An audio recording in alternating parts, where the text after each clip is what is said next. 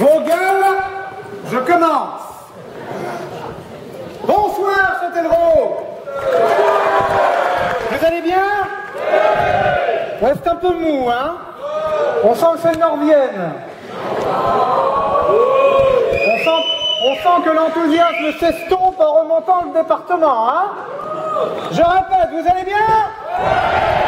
Voilà, c'est bien ce que je pensais, c'est que vos sonotones n'étaient pas synchronisés, c'est ça. Bon, et moi, vous ne demandez pas comment je vais? Bon, très agréable, merci. Bon, bah écoutez, je sais que vous vous en foutez, mais moi, je vais bien.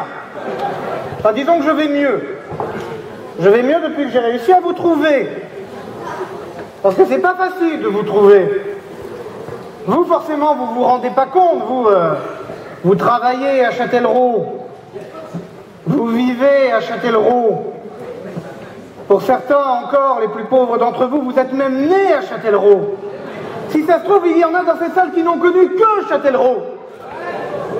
Eh ouais, donc vous ne vous rendez pas compte, mais pour quelqu'un qui vient de l'extérieur, du vrai monde, du vaste monde, Châtellerault est une contrée hostile, une terre inconnue, sur laquelle même Frédéric Lopez n'oserait pas poser ses mocassins.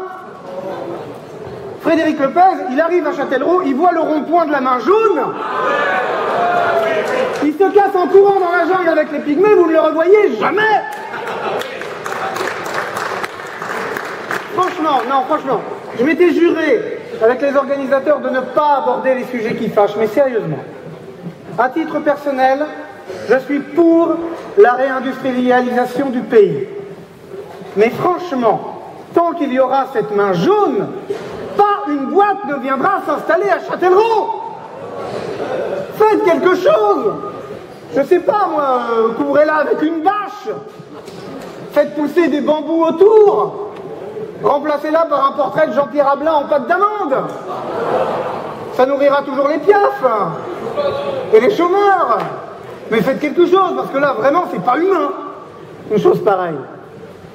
Bon, je vous sens un peu sur la défensive. Vous êtes peut-être en train de vous dire, mais qui c'est, celui-là, de quel droit il vient nous donner des leçons, avec ses airs supérieurs, arrogant, comme ça. Oui, effectivement, j'ai des airs supérieurs, je le reconnais, mais j'ai mes raisons pour ça. C'est que, en effet, je viens de Poitiers. Restez assis, c'est pas la peine. Poitiers. Non, tout le monde voit ce que c'est que Poitiers. Ah ouais, ah oui, quand même. Ah oui, bon, bah il va falloir faire de la pédagogie. Alors, allons-y. Si un jour, d'aventure, par curiosité, l'envie vous vient de prendre la grande route bleue, encombrée et accidentogène, que les grands anciens, quand je parle de grands anciens, je parle de ceux qui ont connu la croissance et Édith Cresson. Quand les grands anciens, cette route que les grands anciens appellent la Nationale 10, si vous prenez cette route, que vous la suivez, que vous faites l'effort de ne pas vous arrêter à Nintré pour y boire un verre, ou pour y boire 2 verres, ou pour y boire 3 verres, ou plus si affinité avec la gendarmerie du coin, car il n'y a pas grand-chose d'autre à foutre à Nintré que de boire des verres. Si vous continuez encore cette route, que vous vous forcez à ne pas vous arrêter au Futuroscope, ce sublime bousin qui coûte la peau des couilles chaque année à la collectivité, et qui nous montre comment sera le monde dans 50 ans, et donc comment sera Châtellerault dans 150 ans. Prenez votre temps. Alors, si vous continuez cette route, vous arrivez à Poitiers, ville d'art et d'histoire, et là, je vous rassure tout de suite, vous ne serez pas plus avancé, je vous en supplie, restez chez vous. Parce que le principal point commun entre Poitiers et le Futuroscope, c'est que dans les 2 cas, il y a une énorme proportion de lapins crétins. Sauf qu'à Poitiers, ils sont principalement concentrés à l'hôtel de ville. Oui, non, je tiens à rassurer les organisateurs, ils m'ont dit tu fais gaffe, tu parles pas trop de politique. Je parle pas de politique châtelleraudnaise, c'est d'accord, mais je peux quand même dire du mal de la municipalité de Poitiers. Ah ouais, quand même. De toute façon, il n'y a pas de pic-taf dans la salle. Levez la main. Non. que vous foutez là? Vous trouvez qu'il n'y a pas assez de spectacles à Poitiers? Quand je pense que depuis hier à Poitiers, il y a un festival qui s'appelle Accord, qui est un festival dont le principe c'est qu'il n'y a que des spectacles où les gens jouent tout nus à Poitiers. Et vous venez à Châtellerault ce soir? Mais je vous préviens, ni moi ni Yvan Le Bolloc ne nous foutrons à poil ce soir. C'est pas la peine d'espérer. En plus, je suis sûr que vous avez pris votre bagnole pour venir de Poitiers à Châtellerault. Ah bah bravo, bravo le bilan carbone. Félicitations, hein. On m'avait bien dit que c'était plus rouge que vert ici. En tout cas, tous ces incidents n'ont pas abîmé ma motivation. Oui, je suis motivé ce soir pour fêter avec vous les 50 ans du comité d'entreprise de la SNECMA.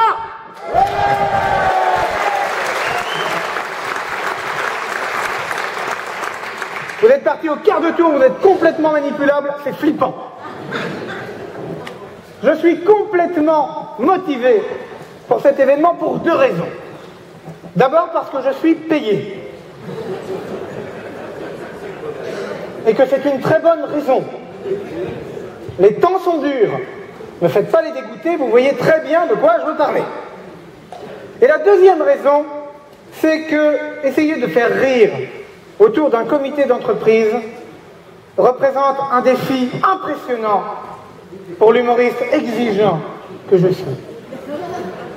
Comprenez-moi bien, il est facile, surtout en ce moment, de faire rire avec la politique, avec les hommes politiques, surtout ceux qu'on a en ce moment, à tel point qu'il suffit de prononcer un ou deux noms pour qu'aussitôt dans l'Assemblée monte soit un gloussement, soit un rire franc, soit, et c'est le plus souvent le cas, un petit rire nerveux. Exemple, Myriam El Khomri, François Hollande, Nadine Morano, Pierre Gattaz. Ah, je vous ai piégé, vous allez me dire, Pierre Gattaz n'est pas un homme politique. Vous déconnez complètement, Pierre Gattaz est l'actuel Premier ministre de la France.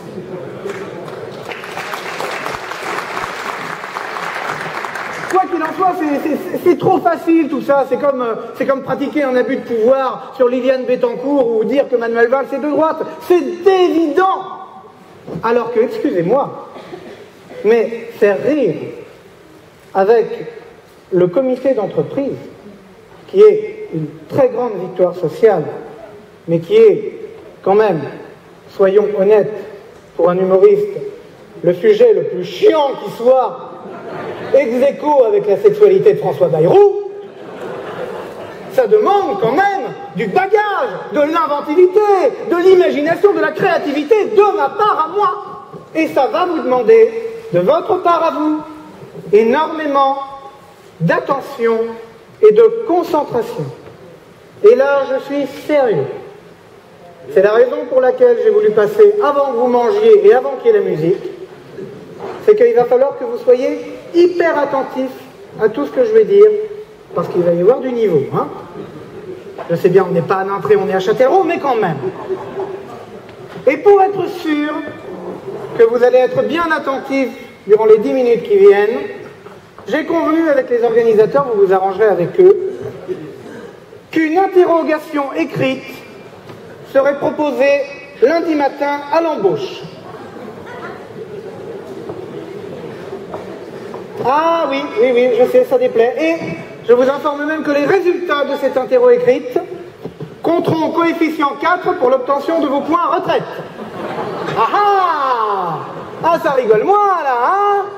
Ah, là, c'est le plan épargne-logement qui est en jeu, là, hein? Bon.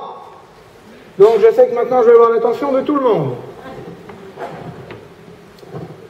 La première image qui me vient quand je pense à un comité d'entreprise est une Madeleine Bijou.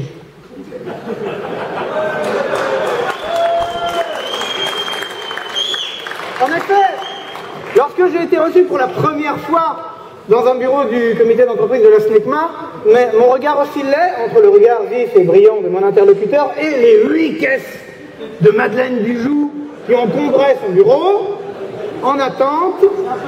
Si, là, je vous assure, en attente d'être distribués soit au personnel, soit au cadre, soit à la mafia russe, et ça c'est vos magouilles, je ne veux rien savoir. Et je me suis donc posé la question suivante, qui est une question que moult sociologues se posent également.